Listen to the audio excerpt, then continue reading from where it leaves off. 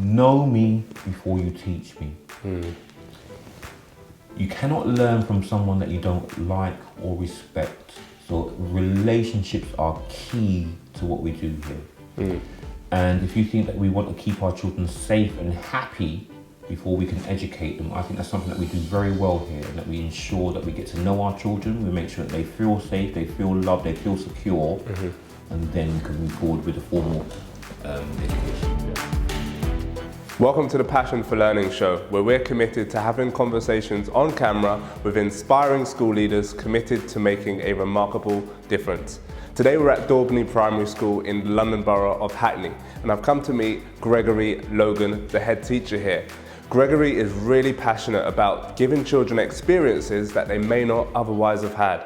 And we speak a lot in the interview and in the conversation about all of the great things that they're doing here at Daubney Primary School to embed a passion for learning. Come on through.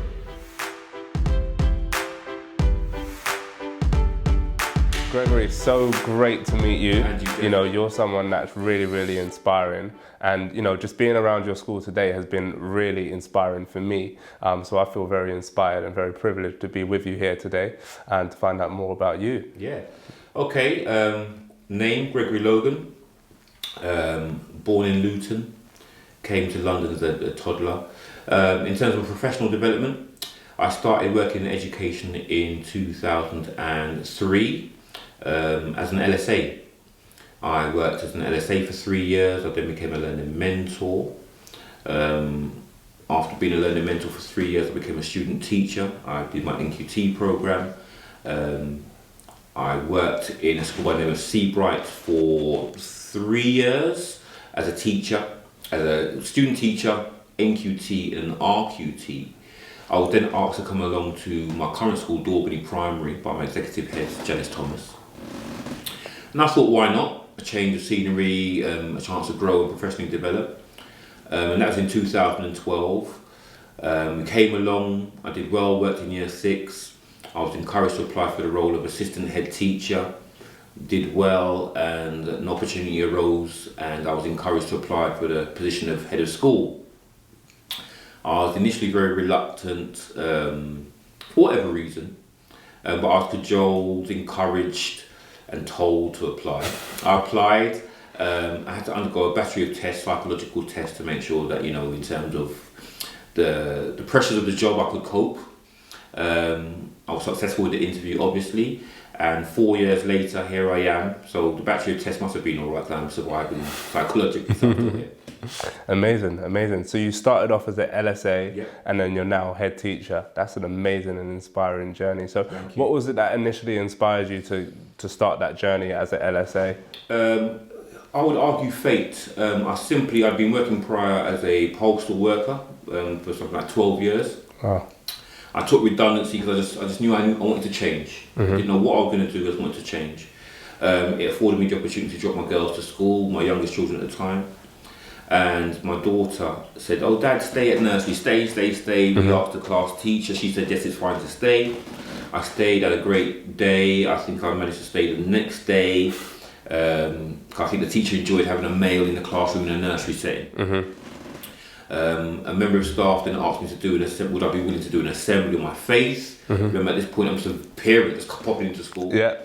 I said, yeah, why not? Unbeknown to myself, I think I was always being trained for this. I'm I'm a spiritual person. Okay, you can have a debate around free will and determination, but I've also been a radio DJ. So unbeknown to myself, what I was actually doing was practicing, developing my presentation skills, my timing, etc. Not knowing that was going to aid me considerably when I became a teacher or worked in a formal school setting.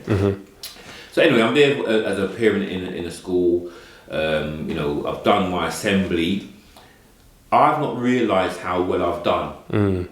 Okay, because I'm just coming in to deliver an assembly. It went okay as far as I was concerned. The feedback I got subsequently was that was an excellent assembly.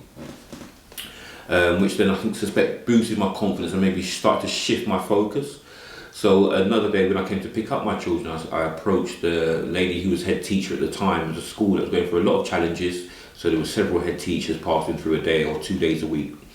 So I asked a wonderful lady by the name of Miss Liz Thompson, are there any jobs going? And she looked at me and she said, yes, I've got the boy for you. Perfect. And so I became a one-to-one LSA, and I've not looked back since. Amazing, amazing. And what would you say is like your philosophy on education? Because I know we were speaking earlier about, you know, when children are disengaged from the classroom and what have you. What is it that you think that you do that sort of sets you apart, that's perhaps outside of the norm? I think we have to understand that there's a wonderful phrase, it's not mine, it's from a colleague within the Borough of Hackney. Know me before you teach me. You cannot learn from someone that you don't like or respect. So relationships are key to what we do here. And if you think that we want to keep our children safe and happy before we can educate them, I think that's something that we do very well here, and that we ensure that we get to know our children, we make sure that they feel safe, they feel loved, they feel secure, and then we can move forward with the formal education. Yeah, and one of the things that you touched on earlier was that you were a radio DJ, and this helps you in terms of your teaching, in terms of your trajectory towards headship. And that's really fascinating to me, because one of the things that I like to talk about a lot is like bridging the gap between academics and the arts, and how different skill sets transfer to other industries, other environments. Because one of the things that we aspire to do is to really help children to be able to empower them to be able to perform in any environment.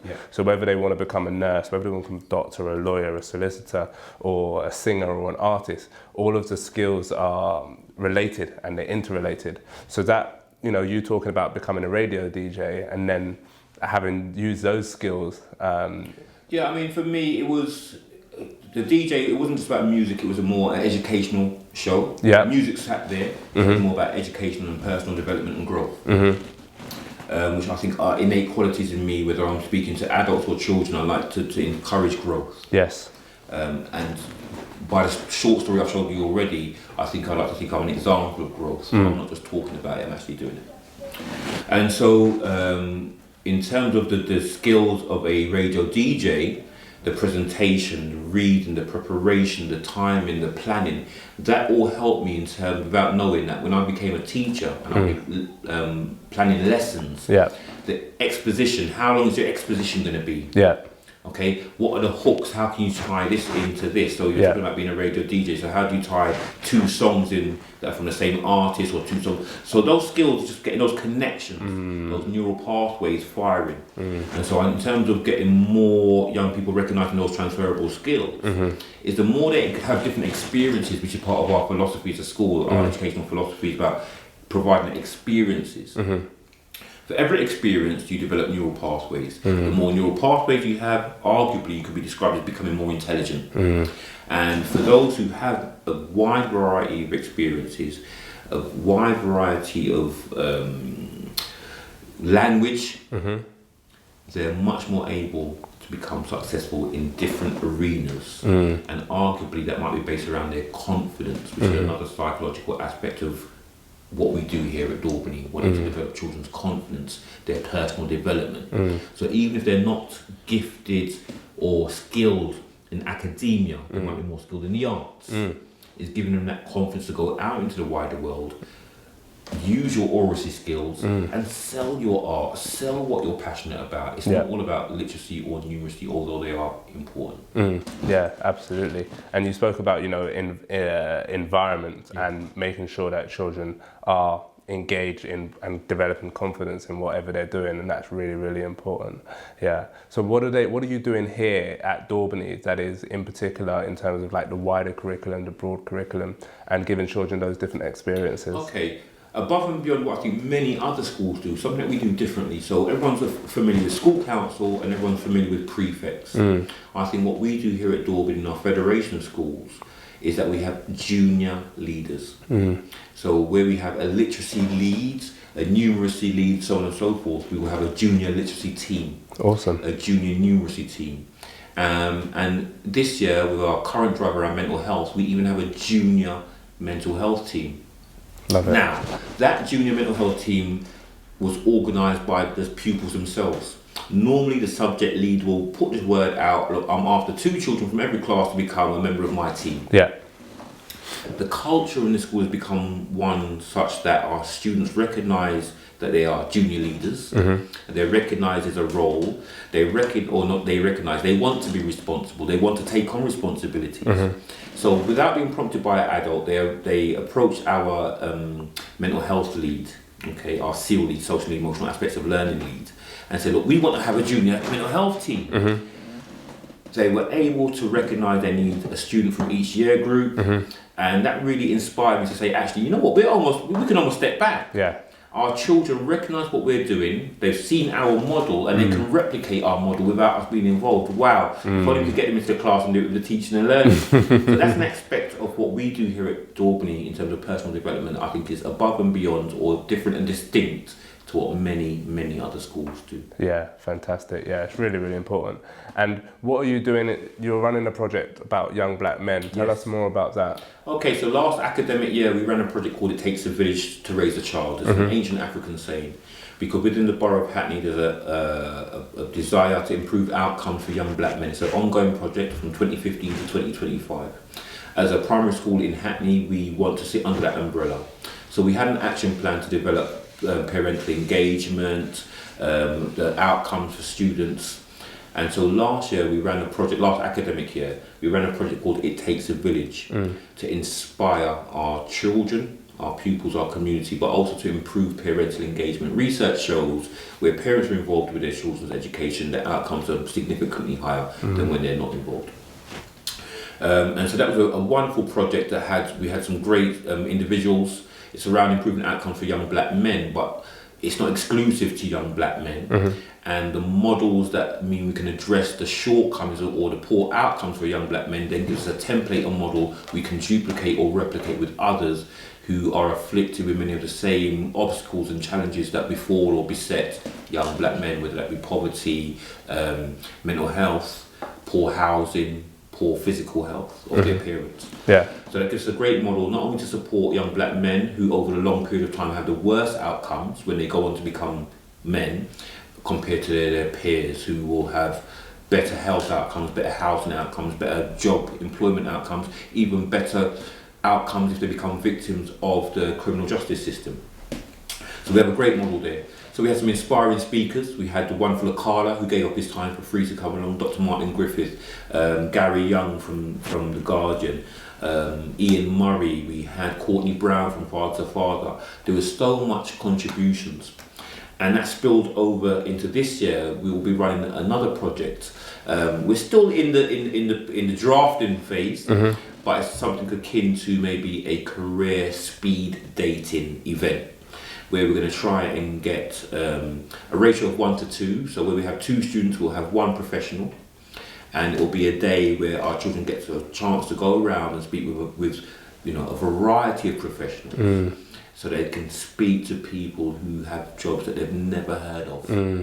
If you're coming from an underprivileged working class background, do you know what it means to be a researcher? Do you know what it's like to work for the UN? Do you know what it's like to be a journalist at the Guardian newspaper? Especially if your family, not wishing to be disrespectful, for generations have been cleaners, bus drivers, nurses, so on and so forth. That's so great, because you're stepping outside of the box and you're doing something that is not very common, especially in primary education. And this school, like just having been here for the past few hours, I've seen the eco green that you're working with, and so many different projects. It's so community oriented. How do you find the time? It's challenging. However, I must emphasize this is not possible with one person. Okay, you need a great team around you. Together, everyone achieves more. That's again a culture and a philosophy that we spread throughout our school. So you talk about the 10 times greener PTCA, our Parents Teachers Children Association. Last week, 2 weeks ago, they were here talking with us. They're helping and support us to develop one of our outdoor spaces to become an outdoor classroom. And I said, look, I was speaking to the parents, I said, look, teamwork makes the dream work. And she said, one of your children said that to me. Love it. And I think putting that philosophy out there so that even the youngest, going back to the story about the junior mental health team, that even the youngest among us understand our model, understand our philosophy, and they can replicate that. Yes, there are some things that mean that you need a responsible adult to execute. Sure. but the understanding, the thoughts, the philosophy can be understood from a babe straight through to the elder. And if you can explain it to a 4 or 5 year old, you know, that's when you know you've got it. That's what and when they start doing it and start replicating it, that's when you know it's working. That's what gives me fuel and energy to keep going when the times are challenging, when I'm tired personally. You get those little nuggets where a child says, teamwork makes the dream work. You bump into a parent along the road who says, thank you, my child. Or 2 days ago, a child came in who was finding life difficult when she was with us in year 6. She's now in secondary school, going into sixth form. She's now doing maths, further maths and physics. Now that warms my heart when I'm thinking back to where she was, and yet she comes back to her primary school setting and wants to share that. That says a lot about what we do. If a child, young person wants to come back, share their successes, and sometimes even want to contribute to the school. We have students coming back from year 7, year 8, who want to come back and help our current year 6s, offer advice to our current year 6s. And that's also part of our improving outcomes for Young Black Men's Initiative action plan that would improve the transition from year 6 to year 7. So the community working together, the village coming together, pays testimony to that ancient African saying, it does take a village to raise a child. Awesome. And there's a lot around, making sure that there's a community feel throughout the school. One of the things that is really interesting to me is like when I was speaking to some of the children outside, they're so passionate. You can tell that there's like a level of enthusiasm for learning. They're very curious, very engaged. How do you go about embedding that culture of excellence throughout the school? I think for us is that passion for learning, enthusiasm from the adults about what we're teaching, engagement with children, hearing what they want to learn. It's not only about what we want to transmit, but what we want to elicit from our children. And I think that coming back to relationships, we talked about relationships. If there's a positive relationship, there's a passionate and enthusiastic teacher, I think you cannot help but have passionate and enthusiastic learners. Love it. So talk to us about that behaviour element then, because that's key and that's critical. How do you go about dealing with behaviour in this school? Yes, we have a very clear behaviour policy. We have a learning mentor team. We're very mindful of, we were talking prior around adverse childhood experiences. So we're very mindful that children who demonstrate a particular behaviour, challenging behaviour, is actually communicating a need. Indeed. Do we react to the behaviour, or are we proactive in seeing how we can address that behaviour? I like to think that we go for option B, that we're proactive. Yes, we address the behaviour, but what are the underlying causes of that behaviour? And we go about addressing that. And we've had some wonderful stories here where we've had children wanting to transfer to our school. We read the paperwork on them, and we're thinking, oh my gosh, this is going to be a real challenge. However, they come into an environment where they're spoken to respectfully by both adults and children. They work in an environment where bullying, fighting is not tolerated. And they cannot but help but toe the party line. If you're being spoken to respectfully, how hard is it then to turn around and speak back disrespectfully? Correct. So these are the things I think that help. It's part of our culture, and it's a lot of hard work in the beginning, but once you've established that culture, I think it then takes care of itself, akin to the youngsters who want to create their own junior mental health team. It's that positive attitude and making sure that you're proactive with it as well. You must have learned an incredible amount, in your transition, in your trajectory from learning support assistant to head teacher. What sort of advice would you pass on to an aspiring head teacher? Like, what's the biggest thing that you've learned that you can pass on? So in terms of, yes, you have to be an excellent practitioner. That's a given. No one expects anything else. You have to be an excellent teacher. For anyone who aspires to move up the ladder towards being head of school or senior leader in the school, I think really getting your head around human resources and managing staff and managing human beings, as well as managing yourself, your mental well-being. These are key skills that I personally didn't anticipate coming on this journey. And if you get that right, if you get the human resources aspects right, and you have great teachers, great teachers will teach great students great outcomes. So human resources, really think about that. Where can teachers get those kind of skills in terms of human resources and managing people? I think you'd have to seek out coaching, mentoring. Great. I don't think it's a model that's very explicit for aspiring leaders. We'll often talk about conflict resolution and challenging parents. However, you only have challenging parents as a consequence of poor quality teaching quite often. Where you have outstanding teachers who know how to meet the needs, how to nurture the relationship they have with their children, who then don't have complaining parents. Indeed. Yeah. Okay. Again, it's that relationship, isn't it? Yeah, and building that relationship. Again, coming back to what I'm saying, all human beings have a desire to be respected, loved, etc., etc. If you can build positive working relationships with your children, your community, your parents, your peers, your colleagues, you're much more likely to be successful. Yeah, indeed. And you're working all in the same direction rather than arguing and dispersed energy. Yeah, absolutely, for sure. And then if you were to create like a blank canvas then of a school and you'd never been to this school before, what's the sort of the dream school that you would create? What would it look like? A dream school, Jazz, thank you. A dream school would be situated in a large open space with lots of access to nature, trees, grass, etc., etc. You'd also want to have, yes, a very tight curriculum, tight and national curriculum, but you want passionate teachers, loving teachers, understanding teachers. Keep it simple, don't overcomplicate it. Do not overcomplicate it. You have a national curriculum, you know where you're working towards. You develop that curriculum with the needs of your community at the forefront of your mind. The passionate teachers, I keep on saying it. Yeah. Passionate leaders. It's powerful. Yeah, passionate leaders who really understand the value of education. I'm not just talking about the exam results and the outcomes. I'm talking about, we talked about the social and emotional aspects of learning. Yes. What does that do for us?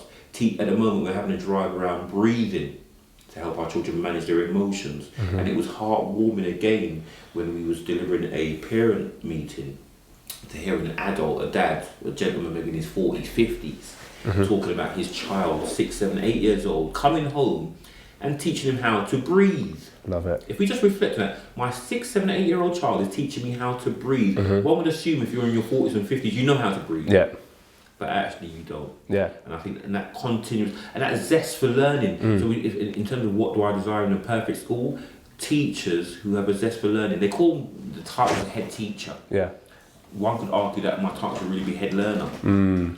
A drive to always improve, always learn, and that transmits through to your peers, your colleagues, the students who work below you, poor phrase, but also to your community, because your community will see and know, hang on, wasn't a gentleman who used to be the postman, now working in a school, now a head teacher. Hang on, we've had a conversation, I'm just as smart as him. I wonder what I could do if I was to apply myself and focus like I've seen him do. Or her. Perfect. And that brings me on, that bridges the gap perfectly for my final question, which is, so what are you learning now?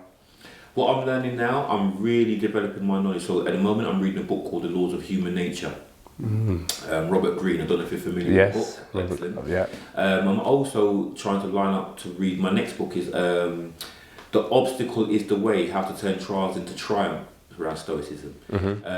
Because it is a challenging job. Let's not get confused about that. But as long as you know that and you're prepared for that, if you go to the gym, you know you're going to lift heavy weights. If you're going to run a marathon, which I have, which was also a great experience, excellent, and a great learning experience as well, you know it's going to be challenging. So what do? We prepare, we train, we plot our way that, yes, you can't do it all the way. There's a lovely saying that teaching is a marathon, not a sprint. So, I was joking with you before we got on camera in terms of, here we are in the autumn term, very challenging term, very long term, it's dark, it's cold, and we're coming up to Christmas. How do I maintain my well-being? It's thinking about that. And so in terms of your human relations, but also how do you manage yourself? So for me, human nature, recognizing my nature, but also recognizing the nature of others and how I can best work with people of different, skills, personalities, because ultimately everybody wants to do the best. How can I afford them the space, the opportunity, the resources for them to do their best, to facilitate them as the way that we facilitate as excellent teaching practitioners, we facilitate our children to have the best possible outcomes. I now shift, how can I provide a platform and arena for my teachers to become the best possible teachers that they can be. Yeah, indeed, and the more you learn, the more you're able to pass on to other people. And you know, it's reciprocal. I'm not Yeah. the font of all knowledge. I'm not the sage. You know, it's reciprocal. We're all Indeed, learning. indeed, yeah, perfect. Gregory Logan, so good to meet you. Thank you so much. Thank you. Thank you so much. Wow.